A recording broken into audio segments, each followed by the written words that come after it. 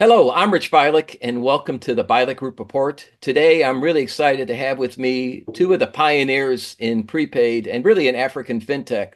It's the story of an African discus champion and the son of a sheriff from Monticello, Arkansas, on how the two of them came together, really being the catalyst for what has become the most successful prepaid processor in Africa and one of the first fintechs to achieve success. Let me introduce my friends Dave Dearman and Serge Doh, and let them tell you the story in their words. I think that's the best way to do it. The journey the two of them have been on is simply remarkable. So welcome Serge, welcome Dave. Dave, let me hand off to you first, and then we'll go on with Serge. Sounds good. Thanks for doing this, Richard. I think it's good to memorialize how it all started. It's 16 years of a big ride, and back in 2001, I come from a mortician background professionally, but I've been entrepreneur all my life. And I was at a point to where I had closed a deal on my commercial real estate, movie theater, retail stores. And I remember reading an article in the Wall Street Journal. It was June 28th, 2001. You can even Google it. It's still there. Um, what if, what if you could what if you could bank the unbankable? And prepaid in the US actually started to fix the problem of unbankable people that were on check systems, which was over 32 million people. When they got their check, how do they get the check turned into cash? Well, during those years, it was check cashing stores, and they would pay 4 to 8% to actually cash the check. And so the article was about what if we could have a card that you could actually load money into, a Visa or MasterCard. And I thought this is brilliant. And so, over the years, you had platforms that started being formed for different purposes. You had like FSV for payroll, you had Green Dot for retail, you had Wildcard in Florida for government, you had the Wilkes Brothers in Utah, Galileo for multi-purpose cards. Mhm.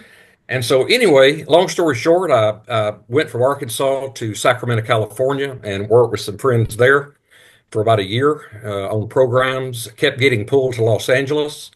Uh, I think in 2002, I ended up moving to LA. I was there just a couple of months, and a gentleman from Canada kept coming in my office, and he said, "How can I get in this business?" And I said, "Well, I'm a broker for a Houston-based company, FSV Payment Systems, Bob Merrick." And he would come in all the time. And so finally, after a couple of months, he came in and he said, what if I could get you in to see Magic Johnson, the basketball player? And I said, he was standing at my door and I said, Magic Cash, set it up. And so a couple of weeks went by and he called me and he said, I've got the meeting set up. And so went in, talked to Irvin, and ended up signing the contract after a couple of months. And we worked on that for 2 or 3 years, brought in investors out of Florida. And anyway, I ended up having Bank of America as our issuing bank, Visa out of Foster City as the payment processor. And so the program was paused. And at that time, I started brokering other deals.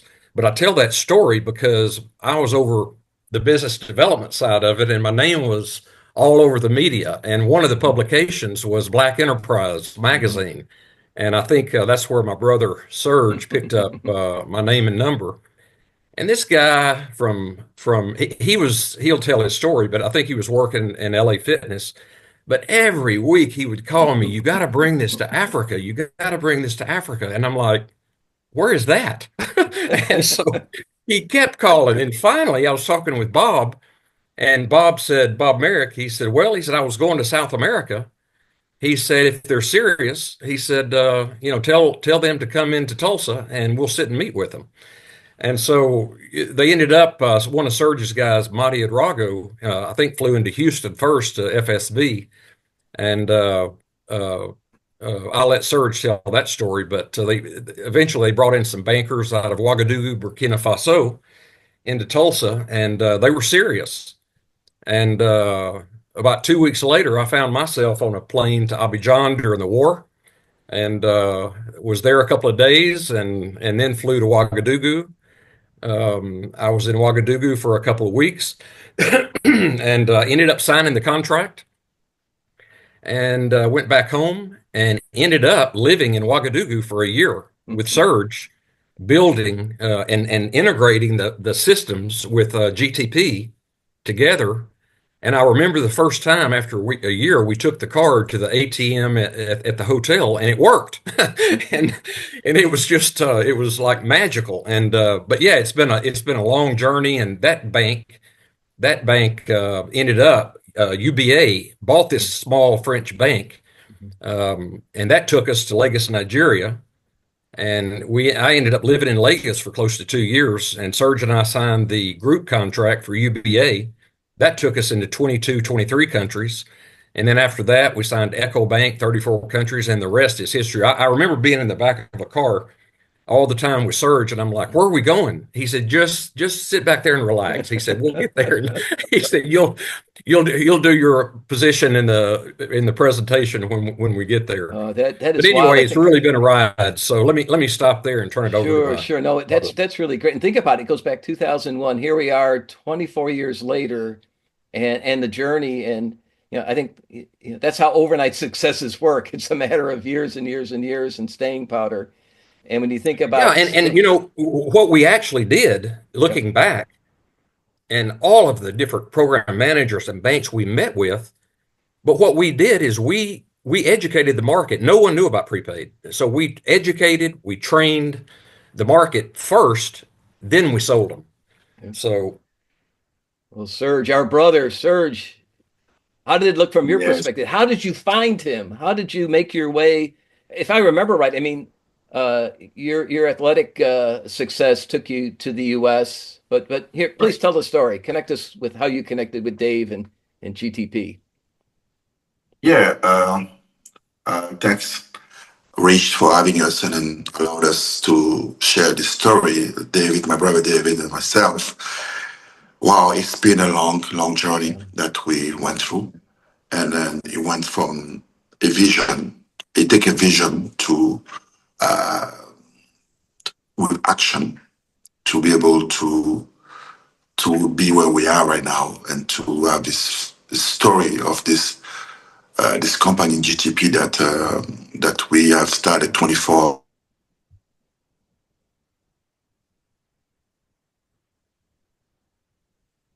Oop. We'll let Serge reconnect here. A little bit of yeah, I think that's he's okay. in Abidjan, Abidjan. Cote d'Ivoire now. Yeah, that's okay. This can all be edited here, so we'll work with that. Let him come back. Okay. Uh, but yeah, with uh, with Serge, well, Serge is leading. I'll tell my Serge story that the travel you guys had. I remember he was not always the best travel coordinator. Where you wound up staying, you might have a roof over your heads, but not necessarily a bed.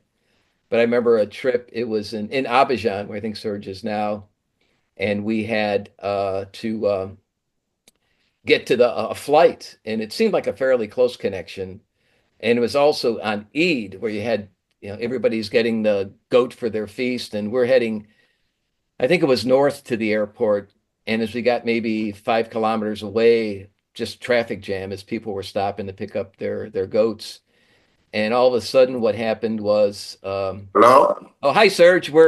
We know you had to Yes, reconnect, so I'm telling you my Abidjan story, and I'll hand back to you. But remember the time we're driving back, and it was yes, Eid. So we're in two cars, and I'm yes, with Christelle. You're in the car ahead, and all of a sudden, Serge moves a lane into the southbound. So now there's 5 north and 3 south, and then 2 lanes over, then 3 lanes over, and then yes. everything is going to the airport. And as I'm watching this, I'm saying, I know God, someday I will die, but not here, not today, not in Abidjan. And through Serge's efforts, we got there on time early. We were able to get a nice meal at the airport, and we survived to live and sell another day. So I wanted to tell that story. Well, we'll hand back to you, Serge. I know. Are you in Abidjan today? Yes, I'm currently, as a matter of fact, I'm still in Abidjan, still growing the business. But going back to the story, Yes. it was. and it was a vision that I had. And then I coming from Africa, Ivory Coast, and then grew up in France, went to law school and being a successful athlete, world class athlete, becoming French champion, getting the scholarship to come to the US in California, in Riverside, where I went to business school. And then after my studies in business, I just started working.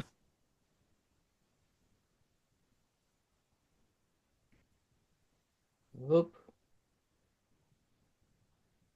Well, what we may do is it may be rough for Serge, but we may if you keep going in and out, we may have to do just audio, Serge. Let's see if you're coming through.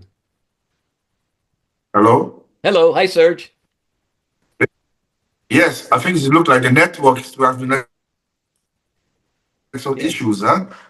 yeah, a little rough. I know we could do it just audio. See if that helps out. Let's give it a little more try. See how far we go. We can work on Yes. this and edit, but we'll continue on.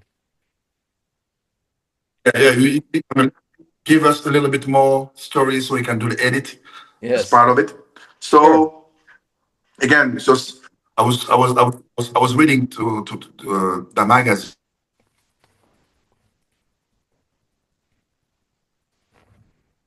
Wow, his network is. Yeah, really. We may just try Serge. Let's just try audio and see how that works. Because I do when I've done it both YouTube, but I also do Spotify, and that's just audio. So, and typically for the podcast, audio seems to work really well. Let's see if we've got Serge back. Can you hear me now? I can hear you now. Yes, it looked like it's going back and forth. So I was trying to switch my internet connection so Okay. we may have a stable connection. But yeah, so read the article. Oh, nope. I think yeah, Serge, we may just want to do audio with you. We'll give that a try. Because I'm not sure it's got enough It's bandwidth very for. hello. Hello. Hey, Serge. It's very, very bad network. Yeah. I Yeah. can't even for a Yeah. minute. So Yeah. I wonder, yeah. maybe I really like to have you on videos. When are you back in the US? So we reschedule this so when we've got a good connection? I have one more week. Okay. Well, yours, it's okay right now if you'll talk quick. Okay. No, we can go in. Just get as much as thing that we can have and you can do it, you know? Okay, we'll give it a So try. action. Action. Okay, go ahead. Yeah. Yeah. So like I was saying, I was reading that article in Black Enterprise, and then I found my good friend, soon to be brother, David Dearman. His name was out there, talking about promoting the new Magic Cash card, which is a prepaid card. I was like, what is this? And then I was like, I read the article and I see what David was doing. So that was a great job for Mhm. the ethnic population in the West. I was like, this is exactly the same need that the population in Africa, also in Cote d'Ivoire and in West Africa, where I'm from, it's the same need because 2003, 2004, it was the very early stage of the telecom industry in Africa. And I knew that the missing link of the telecom was the card. So now you can talk. You need that the payment. What can you do to get the payment, an easy way of payment, and to become a global citizen? You don't have the Visa, you don't have Mastercard, and then the bank is the hard time to open up a bank account. It took you 3 weeks, 1 week, whatever the case may be, to open a bank account. So I knew that it was a perfect fit for the prepaid card to be the fit of the telecom. What you can see nowadays, 20 years later, plus later, you can see that all mobile money was not even in the picture. Now the mobile money came to justify that vision that that gap that the prepaid card was about to cover. Sure. So we did, as you can see now, and David and I we connected, and I keep on calling him, begging him to listen. You gotta come to Africa. You gotta come to Africa. This guy from Montesolo, I can say, is like, what he's talking about, Africa? I was like, you gotta go. So Yeah. I keep on begging him. So I want to visit him, pay him a visit in Houston and then keep on talking to be a bit more, know each other. So that's how we were able to present that case to Bob Merrick, the founder of GTP. And David and I was, by this time we know, we were looking for a partner in Africa that can allow us the missing link with the distribution and a partner in Africa that can allow us as a technology platform to be able to expand and then match up what we need to be able to provide a service in Africa. That's why we were looking around. I was looking in my network, and then I met Dave, Mario Drago, which back then was the CEO of Western Union and West Africa, and now he had a company that have a lot of network. It was a perfect fit, and then also representing FedEx in West Africa and Ivory Coast. So that when we met, he understood immediately that he was also looking for a new product like that to kind of add value to this existing network on top of Western Union. So it was a perfect timing. So we found each other, and then I introduced him to Dave again, and then said, "Guys, why don't you make a trip in the US to meet the team of GTP, meet Bob Merrick, so we can understand what each other need are missing to close the gap, so we can launch this business in Africa." So they came first trip, and then Bob and the team explained them that they need to have a BIN number and a bank partner with member visa in order to issue a card. So the assignment one after that trip was to go back to the region and identify that particular bank that can issue a prepaid Visa card. So we went to that journey to educate the bank. We find out that bank didn't even know the existence of a prepaid card. They didn't even know what it was. For them, they have a member of Visa. They only issue debit card. That's it. Debit card linked to account. Prepaid card was another education that David and myself spent time to explain to the bank the difference between a debit card linked to the account and a prepaid standalone prepaid card that can be used easily, faster than the regular card. That's how we were able to identify the only bank into that region in West Africa, Francophone West Africa, that was a principal member of Visa, was a BIB bank in Burkina Faso, that we met with an incredible CEO, Gaspar Ouedraogo, who was a very visionary, always on the go, that understood immediately the niche and the importance of this product. And then he sent his team back to the US to better understand the product, and then better understand GTP. So from then, we signed the contract and the journey started. And why, just your thoughts, both you, Dave and Serge, why did it take off in West Africa, Francophone West Africa, rather than, Kenya, where you hear about M-Pesa, or, South Africa, which has a more developed economy? Why was it, Francophone West Africa? I mean, two things. I started and I let David answer that question. There's two things. Number one, we started in West Africa because of this is where I'm from. I direct specifically GTP to the region that I have control and know people of it, so we can easily start it. Number two, the level of bankable level of the people was very low. Few bank accounts, not too many people have access to the financial tools. So it was very perfect, niche for us to be able to develop this product. So people, and then there was a need for people for e-commerce was starting to grow, and then you can, participate to the global e-commerce world. You can buy things on Amazon, you can buy subscription or all of this company that was back then, the big place to order stuff. So you can travel. You're looking for a travel check. I mean, all of these things was useful, and within the prepaid card. So I think that's why that population specifically react very good into that product, and then it took off naturally, and it started growing, naturally. I think this is what it is. Yep. Yep.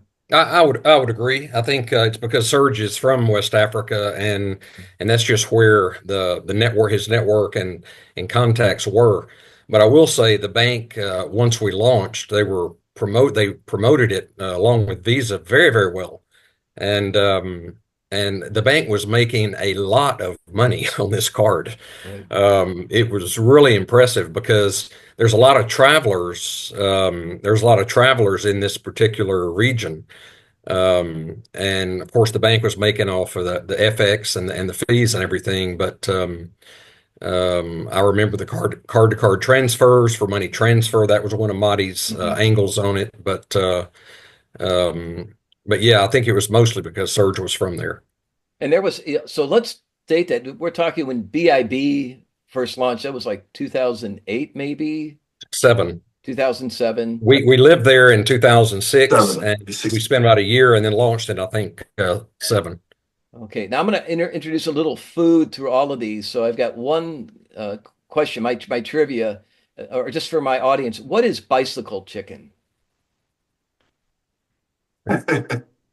Well, bicycle chicken, it's how we call the organic with no, pesticide chicken who feed themselves, walk all day long.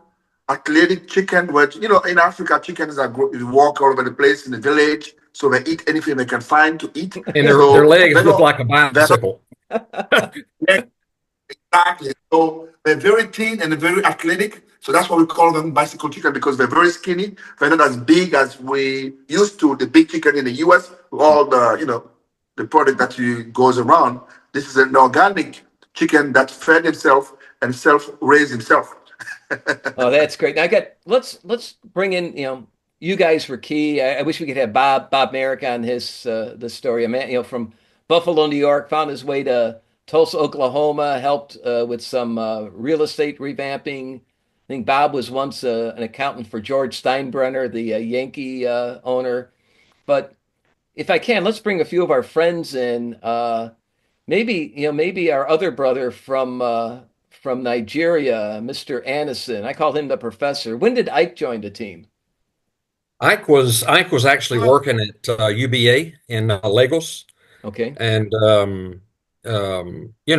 we actually had a little office set up in the group headquarters, just a little desk, and um, can't remember the guy's name now, but anyway, we would work with him. He was on the card. He was head of the card team, and was very, very impressed with Ike. And I think that was around 2013, 14, Surge, Yeah, thereabout. Yeah. I think so. Brought him on, and I mean, Ike now is he's an expert in terms of not only the card experience, but from an operational standpoint. And I think his title now is director of the the Ghana market, Yes, country yes, and I manager. think Yeah. it's really is important. I think Serge and both of you guys really emphasized this. You needed to be in Africa. You couldn't just hop in and hop out. You needed people in the place and having that persistence to be there and be available for your customers because they expect you to be there. They don't want to You hear. have to you have to be on, and it was a cultural change. I remember Serge Ema at BIB, and you know the U.S. would wake up around 7 o'clock, and we'd start meetings around 1 or 2 o'clock in Ouagadougou. And Ema was always late for lunch, and I'd go in his office, and I was like, "Ema, wake up, wake up!" And so every day I would bug him. And finally, one time at dinner, I'll never forget this, and it really, really taught me a lot about the African culture. And but at one time night at dinner, we were sitting next to each other, and he said, "David, listen," he said, "you Americans are all the same." He said, "Take things a little slower." He said, "When you eat and you pick for food, you put it in your mouth and you chew and you swallow. Don't pick for more food while you're still chewing. Swallow what's in your mouth Right. first. And I'll never forget that. And so, yeah, it was a Yes. great experience. I mean, I've lived in Abidjan, Ouagadougou, Nairobi, Kampala, Kinshasa, Johannesburg. It was an amazing experience, and being able to see the world in a different perspective. But what you learn is we're all the same. Everybody is wanting the same thing. Trying to take care of our family, take care of our Yeah. kids, and do something good in the world. So, nothing but good experiences. I think to add on to what David says, and then we have so many stories, it will take more than an hour to share that. But most most important, I was for David. I was the gate opener for Africa. I was also his brother, his bodyguard, his Yes. interpreter. I was everything. So I remember the story that the first time that somebody told us to go to Nigeria, and we were in Abidjan, and I remember that we got an email to say you guys need to come and do a presentation. And beside that, David met some people who told him that when you go to Nigeria, we're gonna cut your hand, we're gonna For your take your watch. watch, we're gonna steal everything. Yeah, so it was very very scared. So when we arrived in Nigeria at the airport in Lagos, I was trying to scare him from the back, and he's like, "Oh my God," because he was so all the Nigerians. So it's kind of funny that he become more Nigerian than myself. So he used to now he go to Nigeria every time. He has friends there. He makes friends. It's all about that perception, Yeah. perception that people will tell you, unless you do your own experience, and then, and unless you see for your own eyes, and then justify and go around it, do your own experience. You cannot take what people tell you for granted. So that Yeah. experience Sure. he become more African than me. He can go everywhere now in Africa without me anymore. He go to some places that I will not even venture, but that tells you that I was able to open the door and expose him from this village, like I tell you every time, from Little Rock, Arkansas to Africa. Now he's become a global citizen. Proud of That Yeah. that. that is so true. And I mean, Dave, it's honest. He truly loves Africa and Africans, and it's not an act. It's genuine, and it's he's been a bridge. Was a bridge for the company between the U.S. and Africa. It's a pretty unique, and it's something I want to present more of because I think there really is a lot of opportunity for more commerce, more investment between Africa and the U.S. And it isn't always just going into Africa. There was a Nigerian company, it's called Move, does a Uber-like service. They just bought a Brazilian company, an Right? African company buying, and they have partnered with Waymo to do their driving app in Phoenix and Miami. And our company was bought by a South African company. But Mhm. I have one Dave story, and then I'll hand back to you. But an example, we had in Tulsa a potluck where everybody came in. We would bring the BD team in, Serge and Ike and the others, and we had a potluck, and we had an intern from Nigeria. So we had dueling pepper soup, which I love pepper soup, and the best pepper soup was Dave's. Dave made a chicken pepper soup that was just outstanding, and I think that's how genuine it is. And as I think about that story, maybe talk a bit about the team in Tulsa because it's amazing. How did this company? I mean, Dave, you mentioned 7 a.m. Well, that day's already half gone in Lagos and in Nairobi, the day's over. How that team worked in the early days and and how it grew up today. But it's quite a crew, and most of the crew's still there. Yeah, it was not easy. I mean, I remember, most nights sleeping 4 to 6 hours because you're working two shifts. And especially in the early days when the platform was not Africanized, I'll say, we were constant. I mean, you think about it, we're moving real money in real time in Nigeria and other, you know, tertiary market countries. Hmm. So we were, plugging holes all the time. I remember Bill Merrill and David Shornack in the early days, Jennifer, working every day. We say, this is not working right. This is not working right. And translating everything from English to French. And so, um, Yeah, it was tough. I mean, the travel was hard back then. Every airline was Air Voix, Air Senegal, Air Malawi. It was an experience, a new experience, but we pulled it off. And like you said with MFS and the buyout, you very seldom see an Africa fintech buy an American fintech. But that's what happened in this case, and it was a good ride, but it was a challenging ride along the way. Serge? Yes, I mean, most definitely. I'm very proud of what we did, David, because it's it's an history that we have. It's a very we don't realize sometimes. Sometimes I look back and I look at wow, from a phone call to my brother David. Look how a simple phone call has built the most powerful platform in Africa with over 40 countries, over plus 100 plus bank and multiple fintechs. And then we have a great future ahead. I would never imagine that from him and I going back and forth as a brothers in Africa, staying night, long time in the hotels, leaving our family behind us, and then doing all this thing, sacrificing, long road trip from Ivory Coast to Ghana to in Cameroon, from Douala to Yaoundé, for all of this.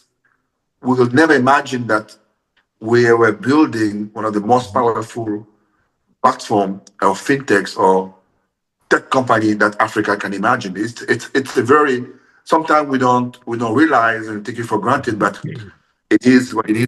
It's a multi-million. We're building from ground zero to up a multi-million dollar revenue company. This is amazing story.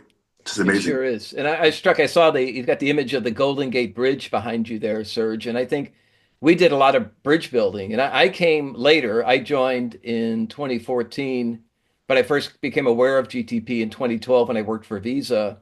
I was based in Dubai and I managed prepaid, and it was Central Europe, Middle East, Africa. But I quickly learned it was Africa where the business was. And our biggest partner from Visa was Yes. GTP. And that's how we worked together. And allow me a story about how I came to GTP. And it's because of Dave Dearman. Dave, you and I connected because of Visa. Yeah. And I was ending a 3-year contract with Visa. I remember in my hotel room in Dubai overlooking the marina, and I had a call with Bob Merrick. And this just had a phone call. It was January. And then I had a trip to Tulsa. So just, and then by the third call did it. But the third call was taken on the Marrakesh Express. I was with Visa and literally took the train from Casablanca to Marrakesh. And on that train ride, we basically came to terms, Bob and I, and with GTP. And I think it's a way we did business too. There's a trust, and we had built a company, but a family as well. And a lot of us still have those relationships. Uh, and you guys bring a perspective, I think, that is really value unique and valuable. Uh, you know, 24 years really in prepaid, but really you've been in fintech in Africa from the very beginning. I go to Senegal or Cote d'Ivoire with Serge, and he's Mr. Prepaid. He is at the nexus of what's going on, and he's really a great connector. And the two of you working together is a great team because you complement each other and delivered some really great Yeah. successes. Yeah, and I think the main thing is the prepaid in Africa allowed a lot of the majority of the unbanked to get in the financial mainstream, to be able to shop online, to be able to travel with a card. Um, because even the debit cards that the banks were issuing would time out. They would not work all the time. And the GTP platform on the prepaid we had a, once we got it into the market, all the executives with the bank would not even use their own debit Right. card. They would use the GTP prepaid. And the other thing is, when someone wanted a prepaid card, you did not have to have a bank account at that bank. So it was a democracy type card to Yeah. where it was available for everyone. So it brought a lot into the financial mainstream that would have never been able to before, to shop online and travel, et cetera. Yep. Yeah, it really was for the mainstream, but also we had I mean, Serge, you could tell stories. And some of the cards we loaded, they'd have presidential groups going to the UN in New York, and they'd have $100,000, $200,000 loaded, and we'd accommodate it. We'd find a way to make it work. We'd set our system up that way. We track it, and we reach out to the to Visa and say, heads up, this is coming through. It's legit. Yes. No, no, I'm sorry. I mean, again, Rich, we have so many stories that I was saying earlier. Yeah, to have a mind and download all the story. But yes, that story, in particular story about the president delegation going to the UN National Assembly in New York was one of the amazing story whereby the president needed a card, and then the card needed to be loaded with over $1,000 because we have to pay for hotel, rent cars, and then we pay for all the expense. So we were able to manage that, and then also the national team of Cote d'Ivoire, who was the first in 2006, was going to the World Cup for the first time in Germany. We managed to also to do the card for all the players, for the per diem, all the fans, and all of this. We have so many, success stories and stuff that we can talk about. Yes, the card has so many usage, save life for parents who have students abroad or that needed use it as a money transfer because we do have a card to card transfer instantly. And and I also remember on the first 2005 and 6, 7 when you launched the card, there were no e-commerce license in Africa, so they were using the card to card transfer function on the website to check out the when we're doing e-commerce. So Yeah. we were there to help the local economy grows from where we were before we came to a next level. I remember Burkina Faso alone, that's another story, were probably number 4 or 5 in the ranking of transaction Yeah. for the Francophone world for Visa. But that was life before we came in with Africa. That's the name of the card. Right. When we start doing all this transaction in Burkina Faso alone, Burkina Faso went from the ranking number 5 to become number 2, I guess, right after Senegal. So that gives you the power of impact that we had in the country. And then also, if you go farther down in the studies, you'll be surprised that how many points we add on into the GDP of that country. That's something we need to research, but I'm pretty sure something significant for that country. Yes, I think so. And what I wanted, I think we need to do more stories like this, and we'll have to bring in some of the other team. But I want to just spend a few more minutes taking us current. I want to reflect on, when COVID hit. I remember like February, March of 2020. At first, it was just a big hit to the business. Everything stopped. But I think it really turned out to be a catalyst for growth and really enabled GTP to get to the next stage because it just accelerated the move to digital. And we found, more and more uses for our card. Building on your point, Serge, more and more e-commerce, and our product was so well set to support that. Uh, Taking us to the current day, a couple different perspectives. Serge is with On Afrique. He stayed on with the company. Dave is still active in Africa, import, export. Maybe some closing comments here. Serge, maybe start with you. From your perspective, uh, where is African fintech, going and maybe built around, the payments perspective where you are, but you've always had a great strategic view of the industry going back 24 years. Where are things today and kind of how you see it and how did the US and Africa best work together? Well, I mean, the US Africa corridor has a great future ahead because when David and I stand laying down the first foundation, which is the card, the prepaid card, there was no startup, there was no fintech.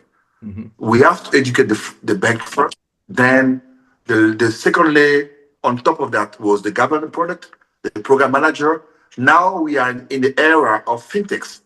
So it's the burgeoning era of fintechs that all Africans are, embracing currently.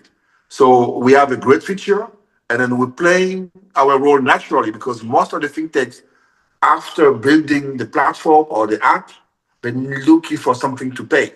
which is the prepaid, whether it's virtual or the actual physical card. So that's where we fit in. So we have great success of fintechs like Jamo, like you name it. There's so many of them right now that we're serving across Africa.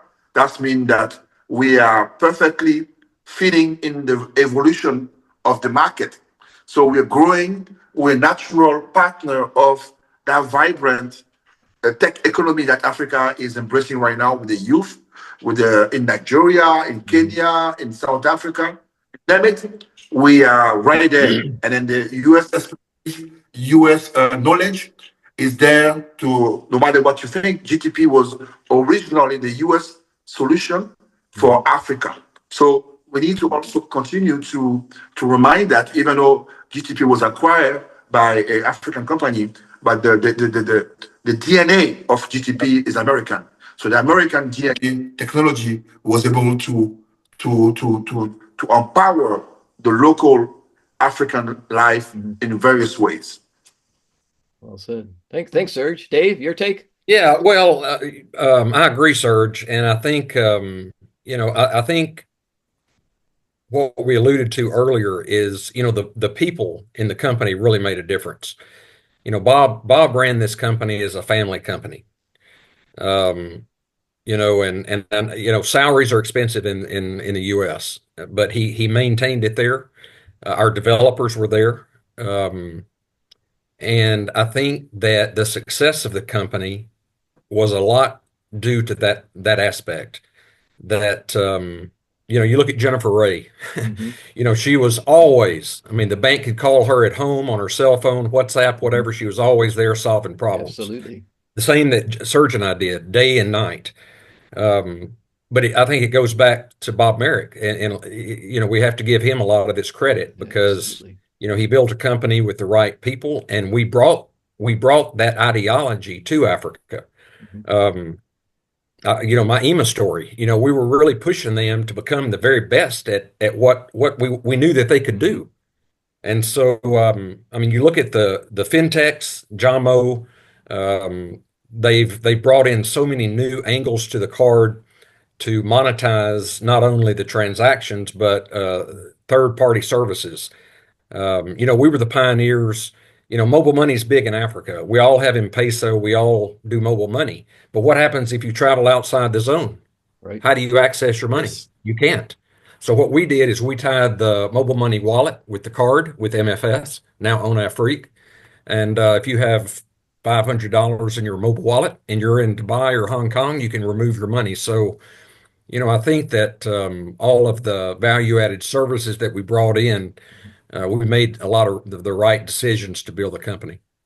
Well, that's great. I think we were always really good at adjusting. We had a combination of perseverance and focus, but also knowing you had to change when you had to change. I know as we moved from banks to fintechs, we had to come up with a different business model. And I mean, Serge, Dave, I remember us renegotiating agreements 3 or 4 times because we came in with the principle we're going to make money from the program, not from each other. That's right. Uh, but I don't think you really can make those changes unless you have a great foundation. I mean, and you two guys are pillars of the business. I want to thank you. I wouldn't have done this without you guys, and I wouldn't have enjoyed it as much. Uh, so I want to thank you for joining me today, and we're going to do this again. Like you said, sirs, there's just too many stories to tell. But I want to do maybe some specific topics I'd like to talk to you about.